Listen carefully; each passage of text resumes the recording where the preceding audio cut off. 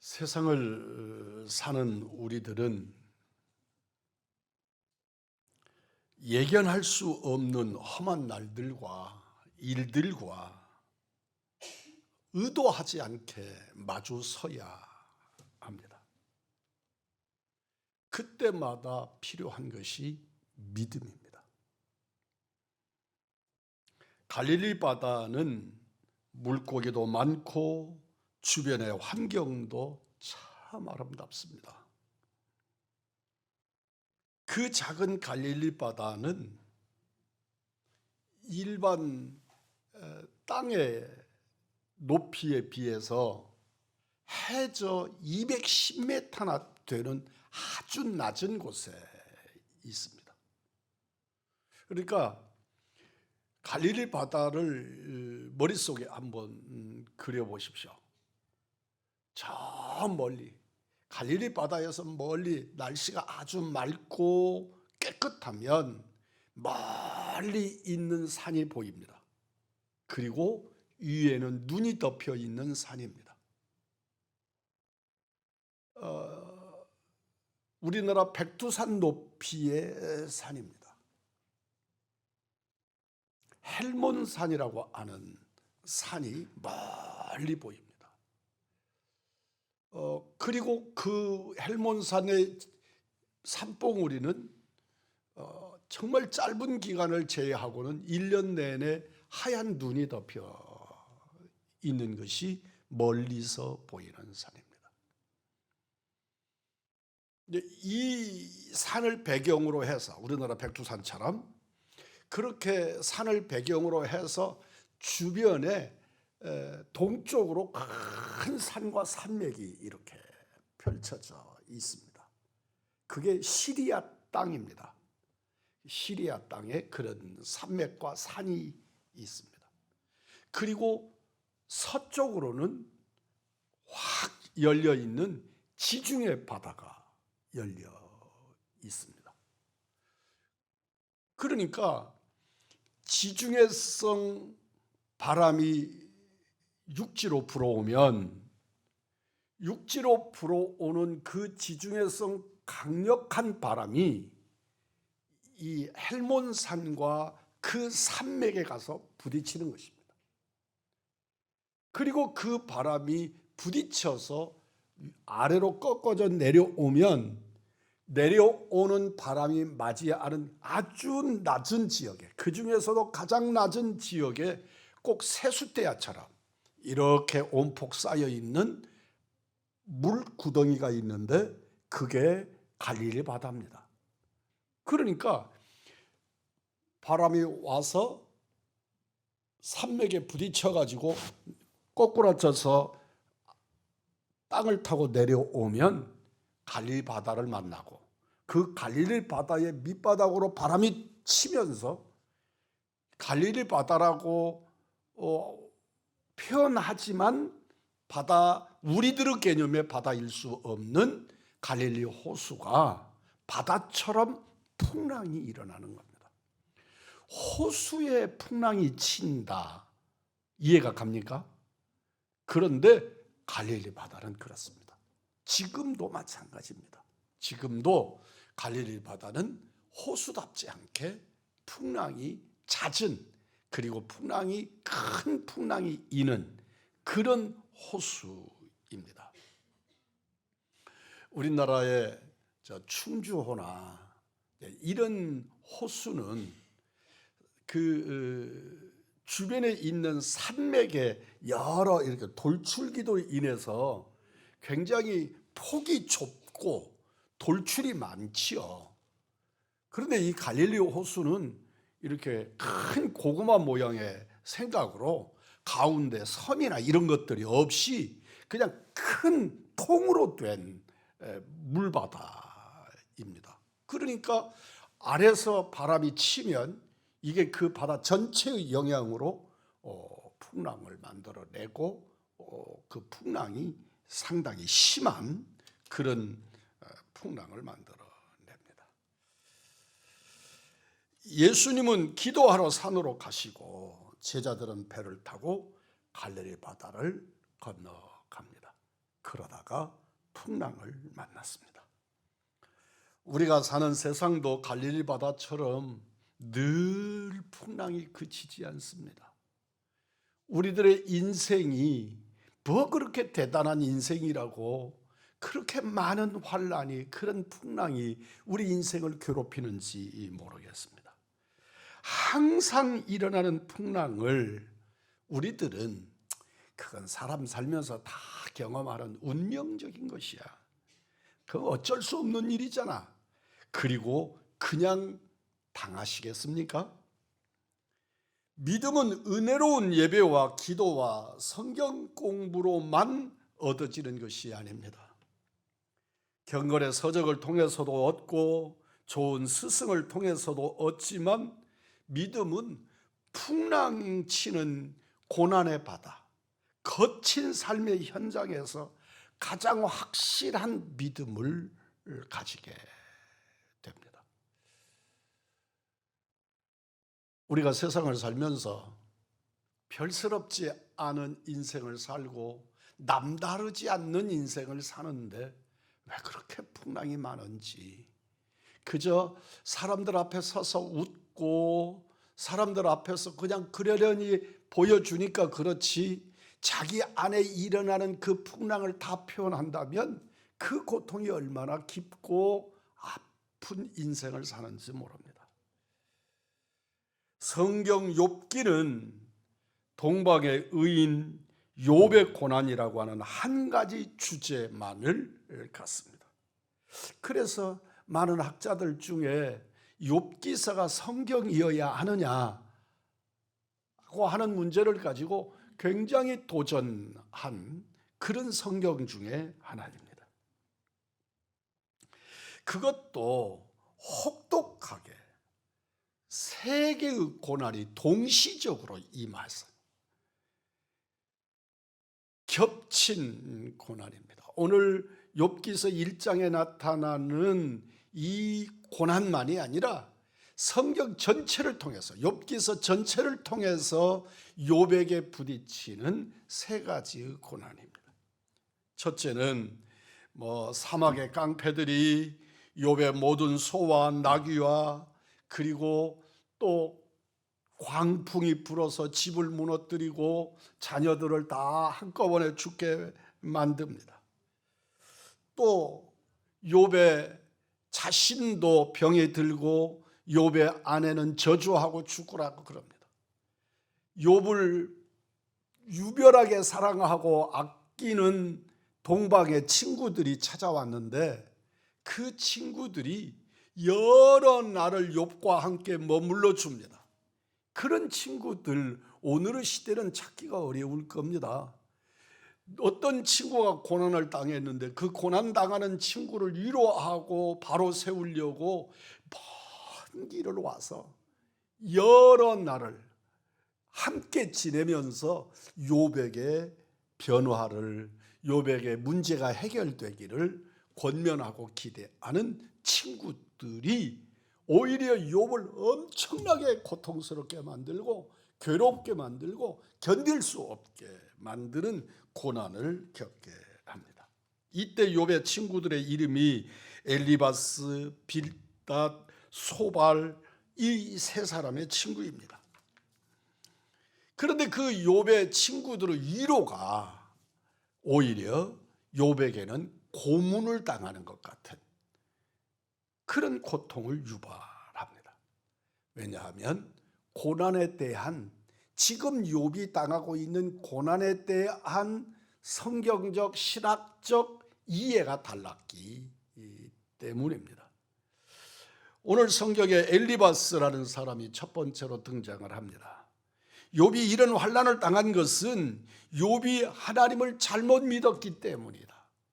성경은 동방의 의인이라고 전제하고 출발하는데 이 엘리바스는 너는 하나님 잘못 믿었기 때문에 네가 이 고난 당하는 거야. 내가 너 사랑하잖아. 너 그러니까 정말 아무나 쉽게 할 수 없는 말, 너 하나님 잘 믿어야 돼. 하나님 앞에 돌아와야 돼. 하나님 앞에서 바른 신앙 가져야 돼. 그렇게 충고하는 엘리바스입니다. 욥이 당한 고난의 원인이 하나님을 바로 믿지 않았기 때문이라는 것입니다. 욥기서 4장 7절입니다. 생각하여 보라. 죄 없이 망한 자가 누구인가?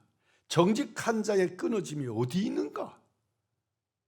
그런데 너는 고난당하고 있고 너의 자식들은 다 죽었고 너의 재산은 다 날아갔고 지금 네 몸은 망가졌고 예수 제대로 믿어, 바로 믿어, 그렇게 권면하고 있는 것입니다. 욥이 고난당하는 것은 죄짓고 잘못 믿었기 때문이라고 지적하고 있는 거죠. 이건 친구로서 어떤 용기를 내지 않으면 이렇게 말할 수 없습니다.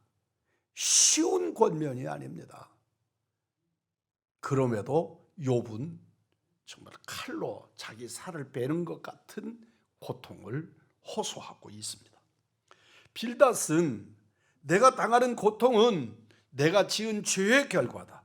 내가 할 수 있는 일은 지금 네가 할 수 있는 일은 견디는 거예요. 잘 참는 거예요. 모든 건 때가 있어서 지나가니까 너는 지금 참아야 돼. 견뎌야 돼. 네 죄값으로 받는 이 고통에 대해서 인정하고 이 고통을 받아. 그렇게 권면하고 있습니다. 욥의 고난이 욥의 죄배에서 온 인과응보라는 것입니다. 욥기서 8장 3절로 4절입니다. 하나님이 어찌 정의를 굽게 하시겠으며 전능하신 이가 어찌 공의를 굽게 하시겠는가? 내 자녀들이 주께 죄를 지었으므로 주께서 그들을 그 죄에 버려두셨나니. 욥의 자녀들의 죽음의 문제까지 건드립니다. 그러면서 죄값이야. 그러니까 이제는 회개하고 견뎌야 돼. 너는 이 죄값을 치러야 돼 라고 말합니다. 하나님은 우리 죄를 심판하시지만 우리를 심판하기 위해서 올무를 치고 기다리는 분이 아니라는 사실을 믿음으로 고백하시기 바랍니다. 우리 하나님이 우리가 잘못하는 죄에 대하여 징계하시지만 그러나 우리를 그 징계를 하기 위해서 올무를 치고 몰아넣어서 우리로 하여금 그 죄값을 치르는데 즐거워하시는 분이 아니시라는 것입니다. 소발입니다. 잘 믿으면 복을 받고 잘못 믿으면 심판인데 욥의 고난은 지금 네가 당하는 것은 심판이다. 하나님의 심판이다. 그렇게 결론을 내렸습니다. 어떤 의미에서 보면 오늘날 우리가 가지는 대부분의 신앙이 이 소발의 신앙관입니다. 소위 성공주의 신앙입니다. 하나님께서 나를 잘되게 하시는 것도 내가 잘해서 하나님이 나를 그렇게 하시는 것이고 내가 돈을 버는 것도 내가 잘해서 하나님이 내게 기회를 열어주시는 것이고 내가 돈을 잘 벌고 있잖아. 내가 어떤 일에 성공하고 있잖아. 내가 일취월장하고 있잖아. 그러면 내가 하나님께 인정받은 거니까 내 신앙이 옳은 거고 나는 예수 잘 믿고 있는 거고 그렇게 생각하는 성공주의 신앙입니다. 믿는 사람은 당연히 복을 받아야 하고 믿는 사람에게 고난은 절대 일어날 수 없다고. 예수 믿는 사람에게 고난이 일어난다는 것은 너의 신앙이 잘못되었기 때문이라고 지적하는 것입니다. 욥기서 20장 4절로 5절입니다. 내가 알지 못하느냐? 예로부터 사람이 이 세상에 생긴 때로부터 악인이 이긴다는 자랑도 잠시요 경건하지 못한 자의 즐거움도 잠깐이니라. 믿는 사람이 복을 받는 것 맞습니다. 예수 믿는 사람 복 받아야 옳습니다. 그러나 고난도 복이라는, 고난도 위장된 복이라는 사실을 믿음으로 확증하시기를 주의 이름으로 축복합니다. 예수 믿는 사람은 고난 받지 않는다. 죄송합니다. 잘못 말했어요. 벌 받지 않는다. 아니고 고난 받지 않는다는 것은 잘못된 신앙이에요. 이 세 친구들의 주장에 대해서 욥은 기가 막힌 말씀으로 답변합니다. 우리 한번 찾아보십시다. 욥기 23장 10절입니다. 영상에 나옵니다. 영상에 있습니다. 우리 다 같이 하겠습니다. 시작. 그러나 내가 가는 길을 그가 아시나니 그가 나를 단련하신 후에는 내가 순금같이 되어 나오리라. 아멘. 이 말씀이 욥기서 전체의 요절입니다. 내가 가는 길을 아버지는 아십니다. 그러므로 나를 단련하시는 거예요. 나를 연단하시고 나를 이렇게 다듬어서 역사하시고 그 후에는 나는 순금이 되었어요. 정말 오염없는 순금이 되어서 나오게 하신다 하고 하는 것이 욥기서의 주제입니다. 욥의 신앙이었습니다. 오늘 우리가 성경을 읽었거니와 그 성경 본문에서도 말합니다. 욥이 말로 범죄하지 아니하였다. 그가 그런 엄청난 고난과 역경의 현장을 겪어오면서 그는 말로도 하나님 앞에 범죄하지 않았습니다. 이 욥의 신앙의 고백을 오늘 여러분과 저에게도 같은 신앙으로 소유할 수 있게 되기를 주의 이름으로 축복합니다. 하나님은 믿기 때문에 고난이 없거나 고난이 없어야 좋은 믿음이거나 고난은 우리가 잘못 믿었기 때문이라고 말씀하지 않습니다. 좋은 믿음은 고난이 없는 믿음이 아니라 고난을 당할지라도 고난을 통해 정금같이 연단하시는 하나님의 눈으로 바라보고 그 일을 해석하는 믿음입니다. 고난을 피하는 믿음이 아니라 고난을 이기고 하나님의 영적 군사가 되는 정금 같은 믿음입니다.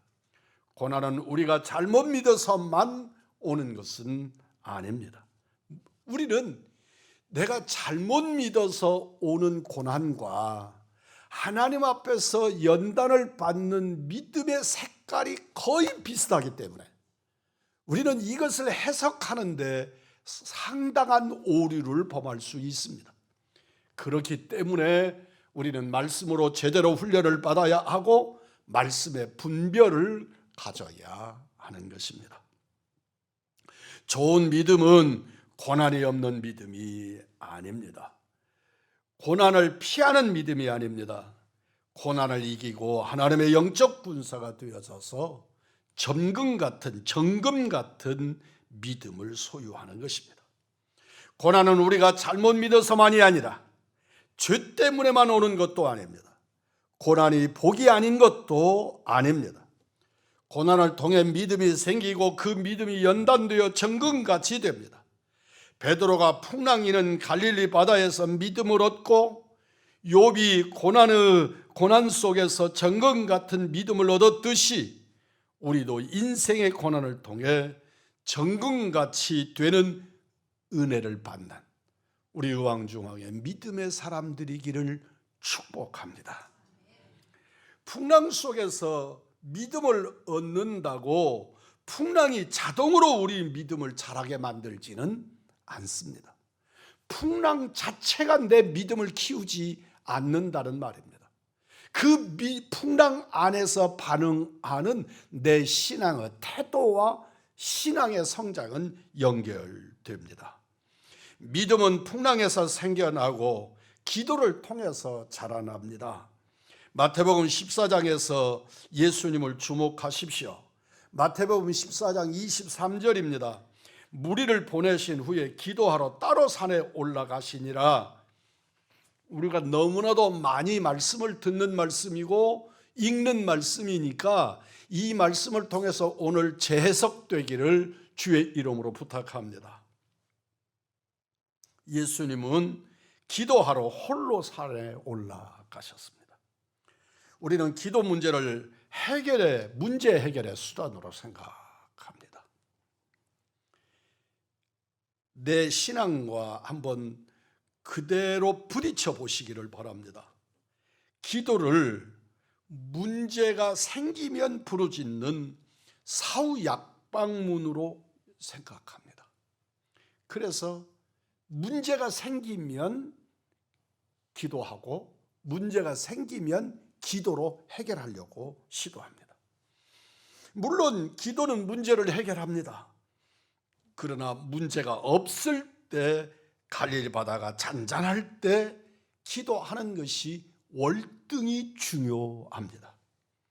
기도는 고난의 예방약입니다. 기도한다고 고난이 없어지지 않지만 기도하면 고난을 이길 수 있습니다.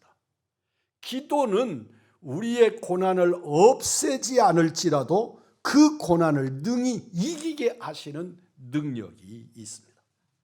기도하면 우연처럼 보이는 해결의 은혜가 일어나지만 기도하지 않으면 어떤 기적도 일어나지 않습니다.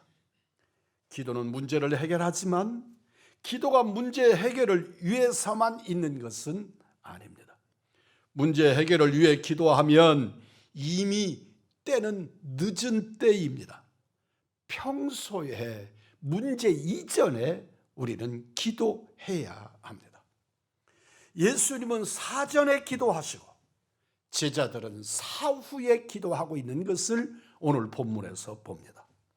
예수님은 풍랑이 일어나기 전에 기도하시고 제자들은 풍랑을 당하고 그리고 후에 기도합니다. 제자들은 문제 해결을 위해서 기도하고 예수님은 아버지와의 교제를 위해서 주님은 기도하고 있습니다. 제자는 위급할 때 기도하고 예수님은 매일매일 기도하셨습니다. 제자들은 일이 있어야 기도하고 예수님은 하나님을 사랑하기 때문에 기도드렸습니다. 예수님은 매일 하나님 아버지와 교제하며 사셨고 제자들은 문제 해결을 위해서 아버지께 기도하러 나갔습니다. 사도행전에서 바울은 주님으로부터 3번씩이나 두려워 말라는 말씀을 듣습니다. 그가 3번 두려워하지 말라고 하는 말씀을 들은 그 공통점이 있는데 그 공통점은 사도 바울이 고난을 당하고 있었던 때라는 것입니다. 사도 바울이 고난을 당하고 있을 때 주님은 그에게 두려워하지 말라고 말씀을 거듭거듭 하고 계신 것입니다. 사도행전 18장 9절입니다. 두려워하지 말며 잠잠하지 말라.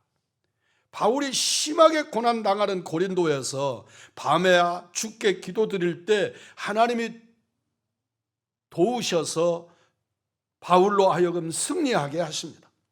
사도행전 23장에 보면 공회에 잡혀서 그가 재판을 받기 전입니다.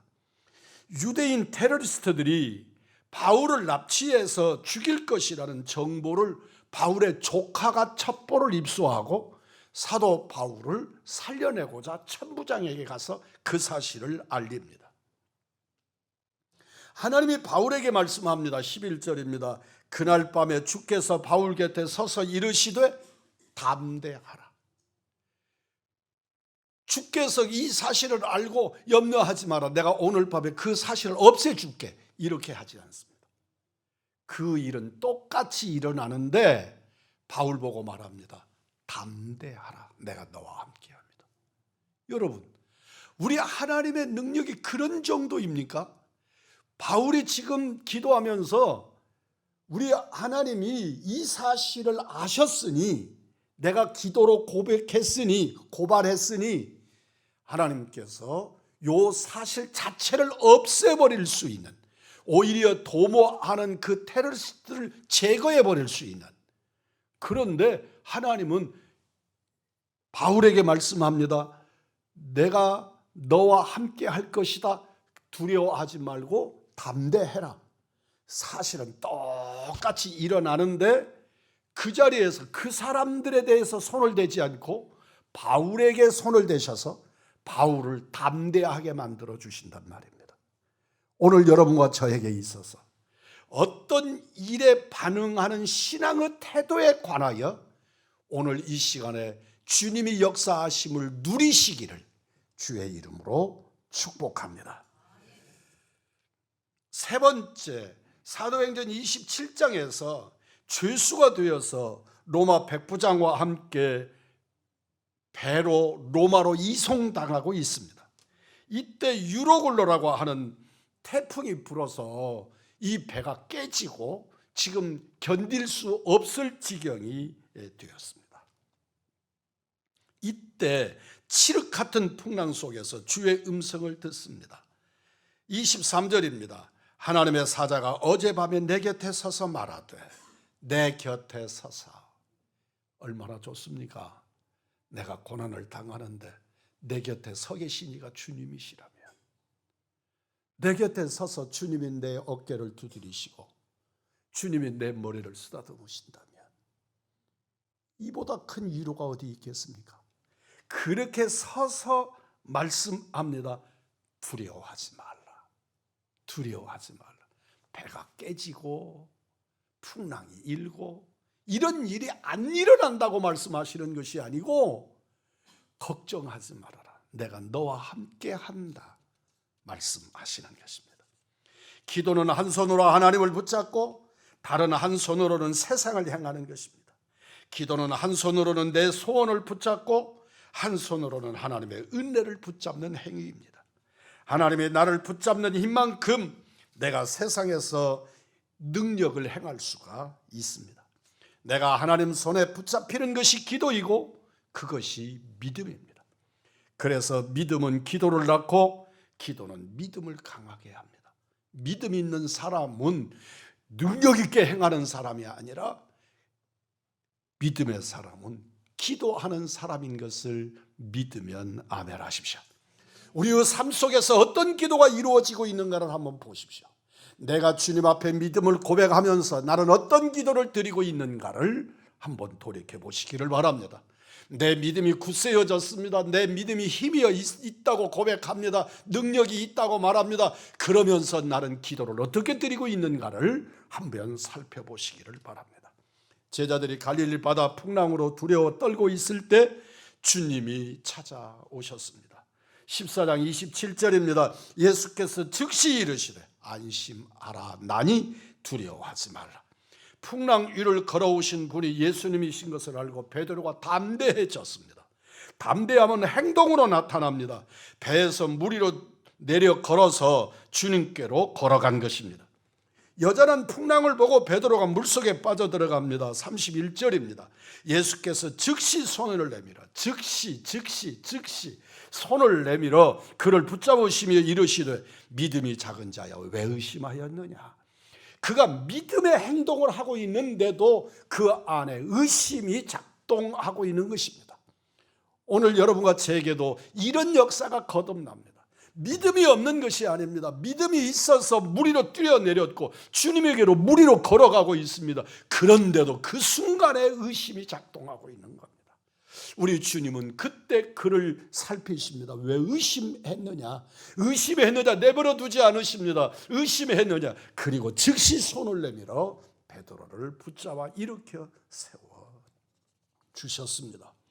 믿음은 예수님을 바라보고 주께 맡겨드리는 것입니다. 예수님은 우리에게 믿음을 기대하십니다. 믿음은 주께 맡겨드릴 때 사실보다 진리를 바라보는 것입니다. 베드로의 눈에는 사실이 보입니다. 그것이 풍랑입니다. 베드로는 지금 믿음이 있기 때문에, 믿음으로 역사되기 때문에 말도 안 되는, 과학적으로는 입증할 수 없는 물 위로 뛰어내려서 물 위를 걷고 있습니다. 그러면서도 인간의 눈은 사실에 입증하니까 의심이 일고 의심이 일어나니까 물속에 빠져들어가기 시작한 것입니다. 사실 세계는 우리의 눈으로 보고 손으로 만지는 현실의 세계요, 진리의 세계는 우리가 보고 소원하는 영의 세계입니다. 여러분, 우리의 믿음이 실체적으로 눈에 보이지 않아도 여러분과 심령과 내 영의 세계를 붙잡는 역사가 일어나기를 주의 이름으로 축복합니다. 마리아가 천사에게 말합니다. 내가 사내를 알지 못하는데 어찌 그런 일이 일어날 수 있겠습니까? 처녀가 아이를 낳을 수 없는 것은 만고불변의 사실입니다. 그러나 마리아는 사실을 믿지 않고 말씀을 믿습니다. 그래서 누가복음 1장 37절에서 말합니다. 대저 하나님의 모든 말씀은 능하지 못함이 없느니라. 아멘. 그는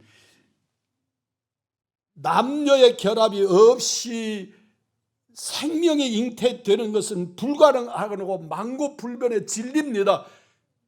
그러나 하나님이 역사하시면 능하지 못하심이 없다고 마리아는 믿었던 것입니다. 그 결과가 우리 예수님입니다. 생명을 잉태하기 위해서는 동정녀 마리아 혼자서는 아이를 낳을 수 없다는 것, 그러나 남자 없이도 아이를 낳을 수 있다는 말씀을 믿은 것입니다. 사실과 말씀 사이에서 여러분과 우리는 무엇을 붙잡으시겠습니까? 말씀을 붙잡는 믿음의 사람들이기를 축복합니다. 사실 믿는 사람은 과학적인 사람이고 진리를 믿는 사람은 신앙의 사람입니다. 모세 때 12 정탐꾼이 가나안을 정탐했습니다. 그들은 가나안 사람을 비해서 메뚜기 같았다고 12명이 동시에 보고합니다. 사실입니다. 그런데 여호수아와 갈렙은 사실보다 하나님의 능력을 믿었습니다. 오늘 여러분, 우리 의왕중앙교회 사실보다 말씀을 믿는 역사가 있기를 주의 이름으로 축복합니다. 우리들의 현실보다 하나님의 말씀이 믿어지는 역사가 있기를 주의 이름으로 축복합니다. 12년 동안이나 혈루로 죽어가는 혈루병 여인에게 의사는 사실을 인정하라고 하지만 그는 예수님의 옷자락을 붙들고 치유를 받은 줄 믿습니다. 의사는 사실을 보라고 말하고 사실을 보라고 우리에게 증명해 줍니다. 그러나 주님은 말씀을 믿으라고 하십니다.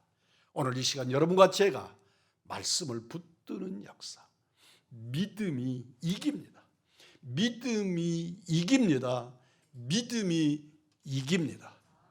오늘 이 시간 우리 의왕중앙교회 성도들에게 사실이냐 과학이냐가 아니라, 이게 현실이냐 아니냐가 아니라 말씀을 붙들고 믿음으로 승리하시기를 우리 주 예수 그리스도의 이름으로 축복합니다.